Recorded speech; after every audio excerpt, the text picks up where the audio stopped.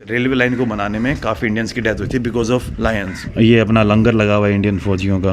तो ये एक बड़ी वेल का कंकाल है। भाई बता रहे थे कि पुराने टाइम में इनके जो एंसेस्टर थे वो इंडियन के साथ बिजनेस करते थे।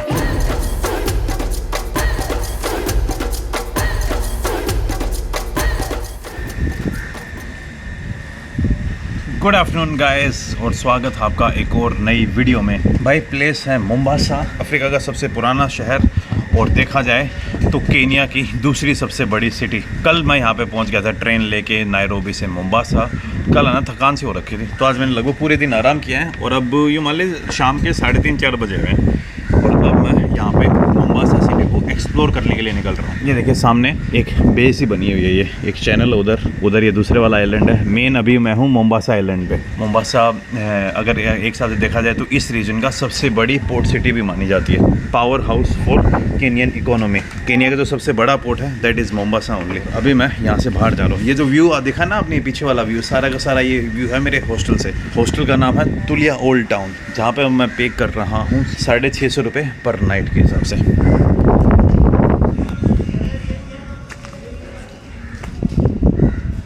भाई इन गलियों को देख के आपको कहाँ की याद आ रही है? जो बंदे दिल्ली साइड से हैं वो बंदे इन गलियों के साथ कनेक्ट कर पाएंगे कि अरे ये तो पुराने दिल्ली की टाइप गलियाँ हैं। और भाई जो बंदे बनारस से हैं वो तो इन गलियों को और अच्छे तरीके से समझ पाएंगे, क्योंकि अपने इंडिया में बनारस में भी इसी टाइप की गलियाँ हैं। मोम्बासा सिटी है, ये अफ्रीका की सबसे पुरानी सिटी कंसीडर की जाती है। देखो पोर्ट सिटी है भाई, कॉन्टिनेंट की अगर सबसे पुरानी सिटी है तो उस पुरानी सिटी के अकॉर्डिंग यहाँ पे आपको पुराने ट्रेड रूट्स भी मिलेंगे। और जो अपने इंडियंस हैं या फिर जो अरब्स ट्रेडर्स थे वो यहाँ पे आते थे और उनका इस एरिया में अच्छा खासा इन्फ्लुएंस है। ये यहाँ पे जो घर निकले हुए ना साइडों में से, ये पूरे लकड़ी के इस टाइप के घर बने हुए हैं। या आपको शायद थोड़ी जो पुरानी दिल्ली की हवेली है ना उनसे थोड़ा बहुत मैच होता हुआ मिलेगा। थोड़ा अगर आप ओमान गए होंगे तो ओमान का जो स्टाइल है ना वो भी इसी तरीके से है। ये जो घर अलग से निकले हुए हैं। और अभी मैं यहाँ से जा रहा हूँ, एक फोर्ट है जो पुर्तगीज़ ने यहाँ पे बनाया था। जो वास्को डी गामा जो पुर्तगीज़ थे, जैसे वास्को डी गामा जब इंडिया आया था 1498 में, इंडिया पहुँचने से पहले वो पहले केप टाउन और केप टाउन के बाद ज़ांज़ीबार और ज़ांज़ीबार के बाद मोम्बासा, इसी एरिया से होते हुए फिर वो इंडिया की तरफ गया था। जब पुर्तगीज़ यहाँ पे आए तो उन्होंने यहाँ पे अपना कंट्रोल इस्टेब्लिश कर दिया और उन्होंने यहाँ पे एक फोर्ट बनाया, एक किला टाइप बनाया और उस फोर्ट का नाम उन्होंने रख दिया फोर्ट जीसस। और अभी उस फोर्ट के अंदर जाने वाला हूँ मैं। यहाँ पे अगर थोड़ी सी स्ट्रीट कार्विंग की हुई है, उधर पैलेस्टाइन का फ्लैग बना हुआ है। अगर आप इस जगह की डेमोग्राफिक्स को देखेंगे ना, पूरे केनिया के अंदर आपको जो मेजोरिटी मिलेगी वो मिलेगी क्रिश्चियनिटी की, लेकिन इस एरिया के अंदर जो मेजोरिटी है वो है मुस्लिम्स की। मेजोरिटी तो नहीं है यहाँ पे, मुस्लिम की पॉपुलेशन 40 to 45% है। वैसे मेजोरिटी अभी भी क्रिश्चियंस की है मोम्बासा में, लेकिन जो ट्रेडिशन ज़्यादा फॉलो होते हैं ना उसमें आपको मुस्लिम मेजोरिटी दिखेगी। और इसके पीछे बड़ा कारण है, ये जगह ओमान के अंडर तक आती थी काफ़ी टाइम तक। उससे भी पहले जो पुराने टाइम में यहाँ पे ट्रेडर्स आते थे, जो अरब ट्रेडर्स आते थे, उन्होंने इस्लाम को यहाँ पे प्रीच किया था। इस्लाम वो यहाँ पे लेके आए थे। ये देखिए ये वाला जो आर्किटेक्ट है भाई कुछ अलग ही है यहाँ पे। और साथ में अगर ये जो अपने इंडियन ऑटो है ना भाई, ये साथ में है वो पूरा काम कर देती कि ऐसी फीलिंग ही नहीं आती हम इंडिया में नहीं है। तो मैं भाई पहुँच गया हूँ, वो सामने है Fort Jesus. Hello brother, one sugarcane yes with a lot of lemon and ginger no yeah. तो भाई अंदर जाने से पहले एक बार मैं यहाँ पे गन्ने का जूस पी रहा हूँ। तो सामने जो आपको ये किला दिख रहा है ना, यही है। अब भाई बैठा हूँ मैं यहाँ पे, जूस पी के फिर अंदर चला जाऊँगा मैं।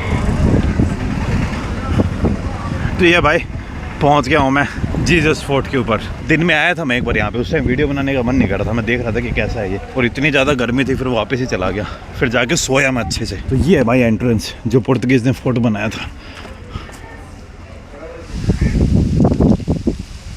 तो भाई फोर्ट के अंदर एंट्रेंस हो चुकी है। फोर्ट की जो एंट्रेंस फीस है वो है 1200 शिलिंग्स पर पर्सन। तो आपके हो जाते हैं वो 600 रुपये पर पर्सन। अगर आप केनियन नेशनल हो तो आपके लगेंगे 100। तो इधर देख लीजिए, नॉर्मली आप जहाँ पे भी जाओगे यूरोपियन फोर्ट्स इसी टाइप में बने हुए मिलेंगे आपको। ये छोटे छोटे ये तोप।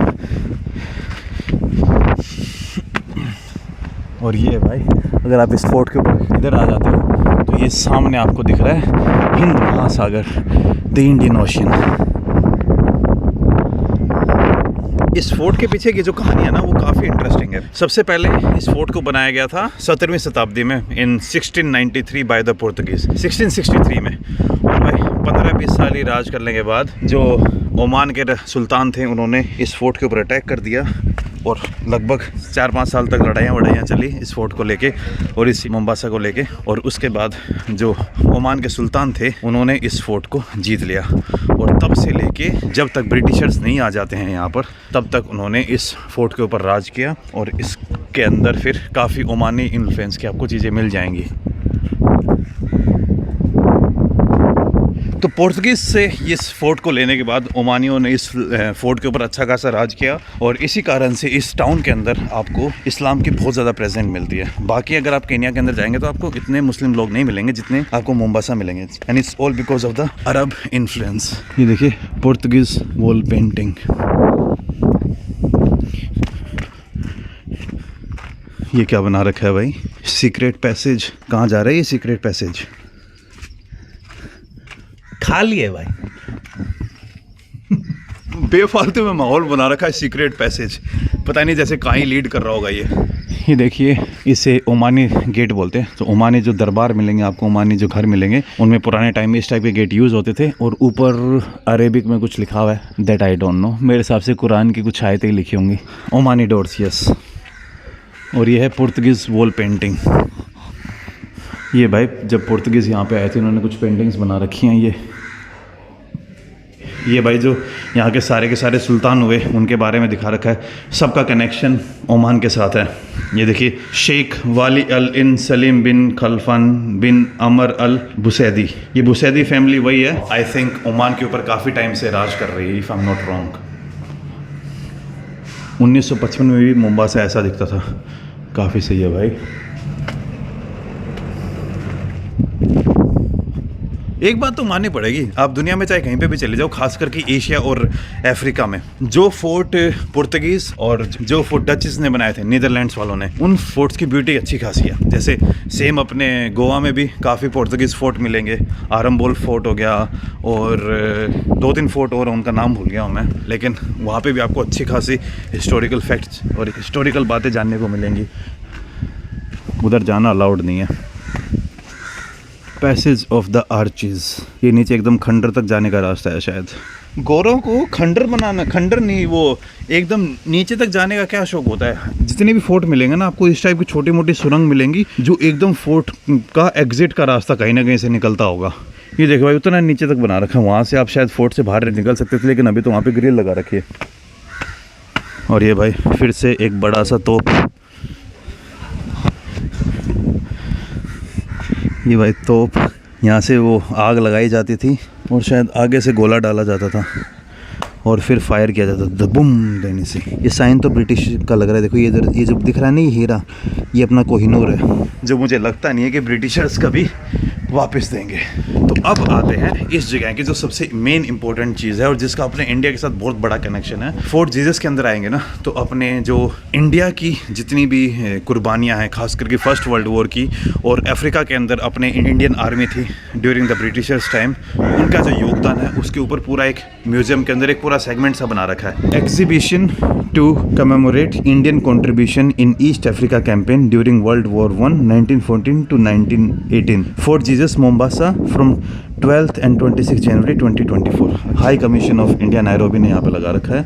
United Service Institution of India 150 glorious years, national museums of Kenya where heritage lives on. So ये देखिए भाई, ये पूरा अपने इंडिया का मैप है जिसके अंदर रेड वाली शायद वो सारी की सारी जगह जो प्रिंसली स्टेट हुआ करती थी, और वाइट वाली सारी जगह हैं जो ब्रिटिशर्स के अंडर थी। इवन तो पूरा इंडिया ही ब्रिटिशर्स के अंडर था, लेकिन जो प्रिंसली स्टेट हैं उन्होंने कुछ ना कुछ डिक्लेरेशन साइन कर रखी थी कि भाई हम अपनी इनकम का इतना % टैक्स आपको देंगे और ऐसा करेंगे वैसा करेंगे। अब क्या है कि सीन आपको समझाता हूँ। तो ब्रिटिशर्स ने भाई आधी दुनिया के ऊपर कब्जा कर रखा था, तो अफ्रीका में भी उनकी काफ़ी कॉलोनीज थी, जैसे तंजानिया हो गई, जैसे केन्या हो गई, और ब्रिटिशर्स की साउथ अफ्रीका हो गई। तो इन कॉलोनीज़ को कंट्रोल करने के लिए और इन कॉलोनीज़ के अंदर डेवलपमेंट करने के लिए, रेलवे बिल्ड करने के लिए उनको कहीं ना कहीं से लेबर और उनको कहीं ना कहीं से मैन पावर चाहिए थी, वर्कर्स चाहिए थे। तो इन्होंने अपनी जो सबसे रिचेस्ट कॉलोनी है उसकी तरफ देखा, दैट वाज आवर इंडिया। तो भाई इंडिया से जो ब्रिटिशर्स थे काफ़ी वर्कर्स लेके आए, काफ़ी इंजीनियर और काफ़ी लोग लेके आए, जिन्होंने मोम्बासा से लेकर युगांडा की राजधानी एंटेबे तक एक रेलवे लाइन बनानी थी। I think even Uganda was under British control, if I am not wrong. अगर मैं गलत हूँ तो मुझे बता देना। तो मोम्बासा से लेके युगांडा तक वो पूरे केन्या को क्रॉस करते हुए युगांडा तक वो रेलवे लाइन बना रहे थे भाई। और इस रेलवे लाइन को बनाने में काफ़ी इंडियंस की डेथ हुई थी, बहुत ज़्यादा इंडियंस की डेथ हुई थी बिकॉज ऑफ एक तो वॉर भी बहुत ज़्यादा चल रहे थे अफ्रीका में, और दूसरा यहाँ पे मैन ईटर्स जानवर थे। शायद मैंने आपको लास्ट वीडियो में बताया हुआ कि उस रेलवे लाइन को बनाने में काफ़ी इंडियंस की डेथ हुई थी बिकॉज ऑफ लायंस, क्योंकि वो शेर जब भी अपने वर्कर्स और वो सब वहाँ पे जाते उन सबको खा जाते थे, तो काफ़ी टाइम पे लग गया था और काफ़ी लोगों की जान भी गई थी।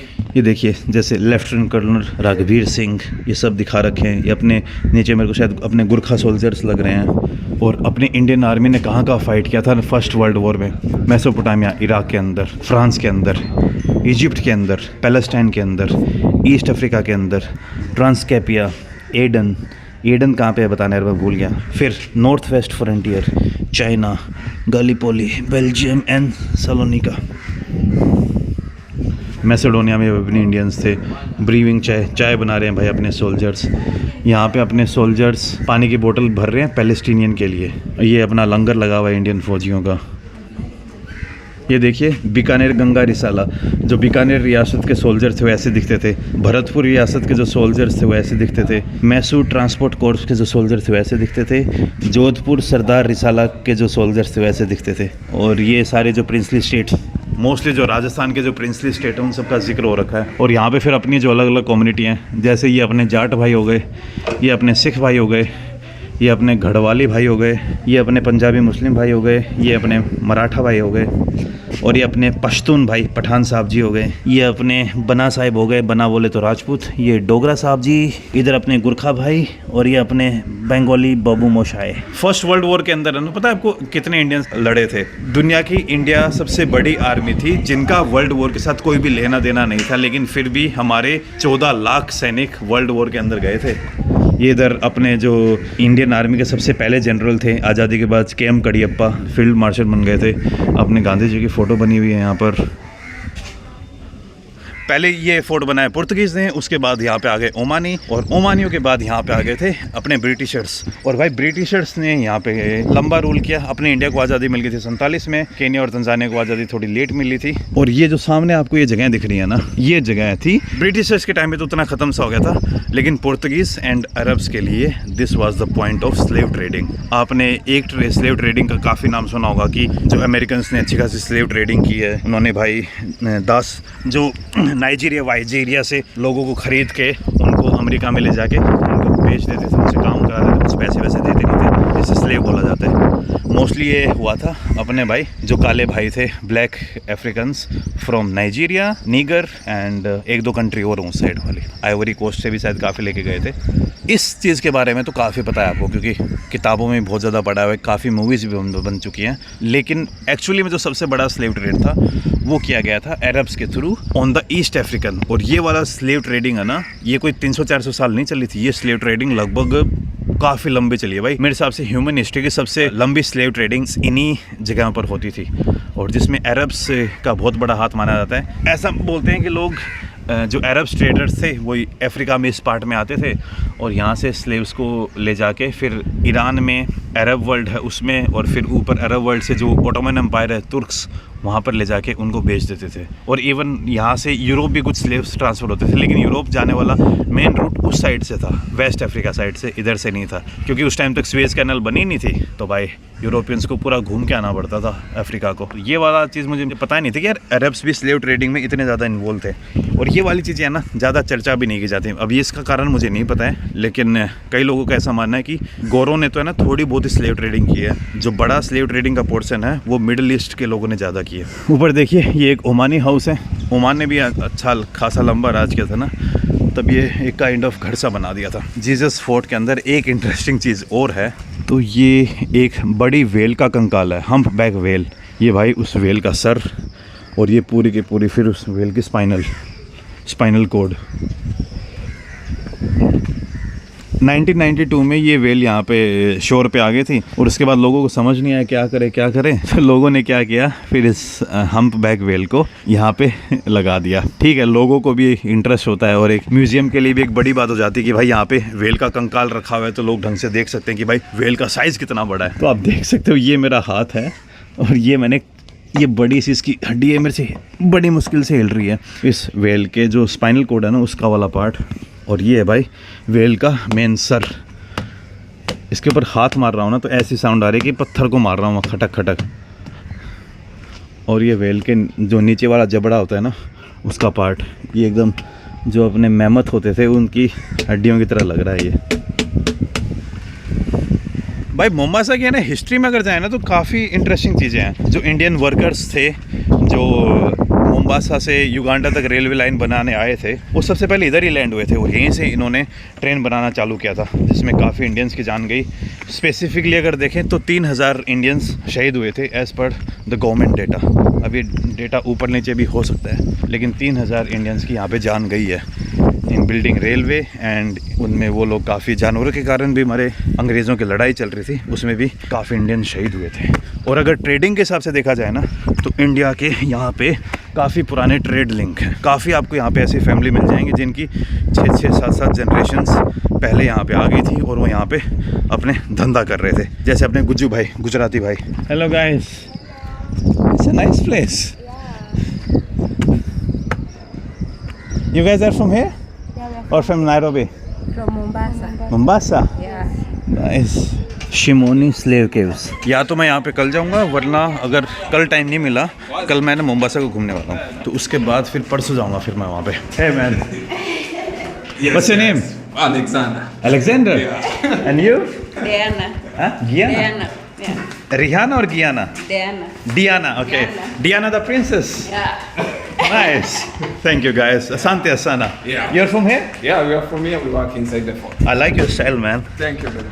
Okay, thanks a lot, man. Asante Asana, Have a man. good day. You too, man. What they are doing? There is a football match like that. A football match, okay. Oh, big fan, guys. Yeah. Big fan. I saw your video. I'm a big fan, ma'am. Whoa, thank you so much. Thank you so much, man. Yeah, I know, man. यार ये भाई मैं आपको introduce कराना भूल गया था। They are local YouTubers from here. Yeah, Yeah. from Kenya. Both of them are from Kenya and इनसे ना मैं थोड़ी देर पहले ऊपर था तब मिला था। Yeah. तब मैं इनके साथ थोड़ी मस्करी कर रहा हूँ, कह रहे big fan big fan.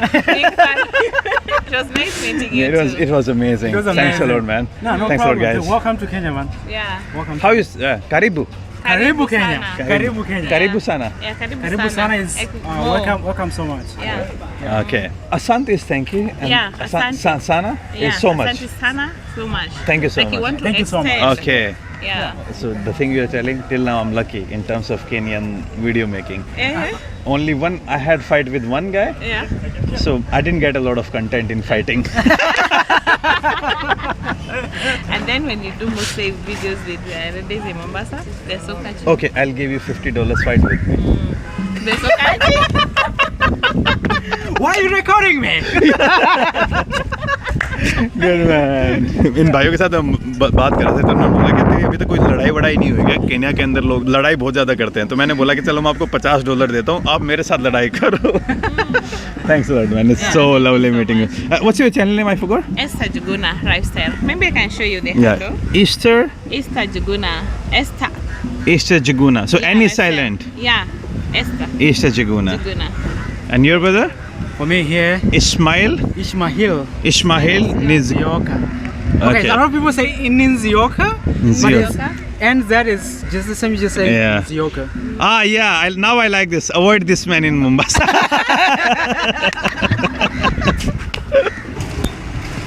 So भाई अपने जो इस्माइल भाई है उनके साथ इधर घूम रहा हूँ। इस्माइल भाई ने मुझे एक Ishmael Nzioka, the budget traveler for Kenya. Ismail is a Christian name or is a Muslim name? So Ishmael is a Christian name, but my national name is Ismail.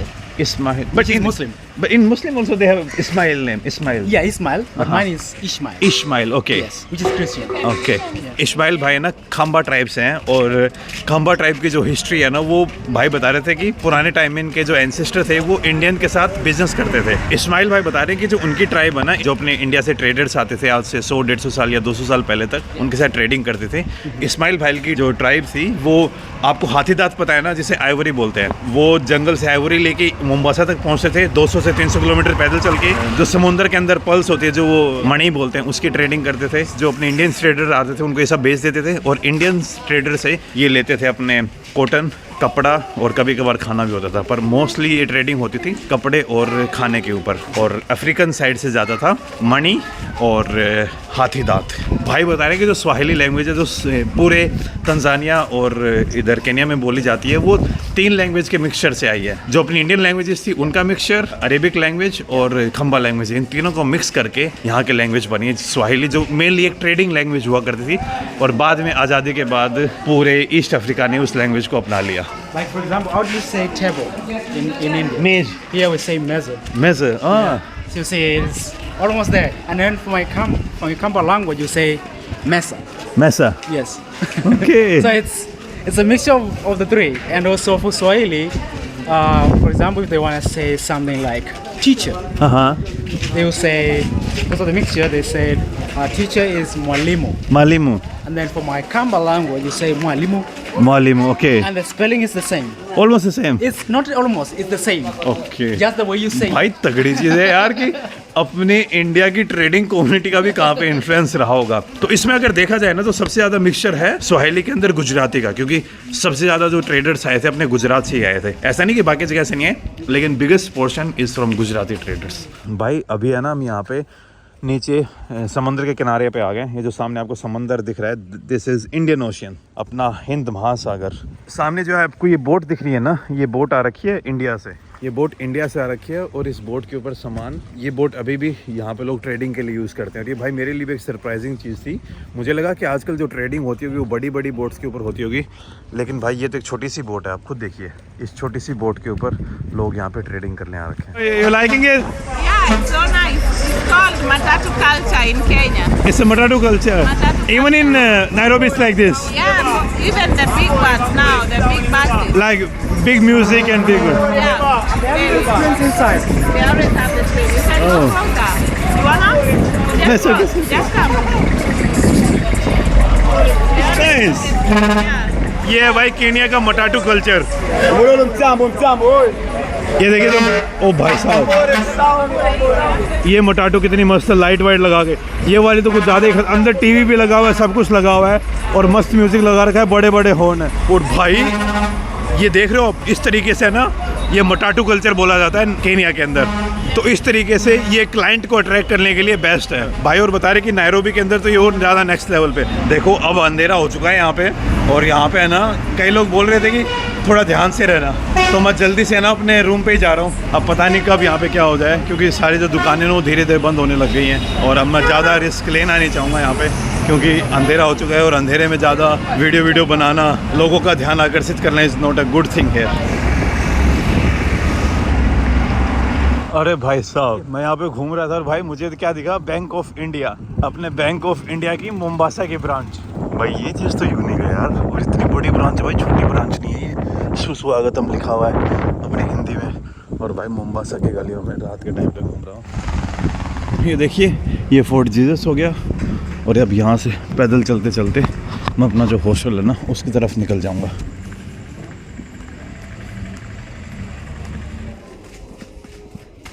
भाई अब आ चुका हूँ वापस से हॉस्टल के अंदर।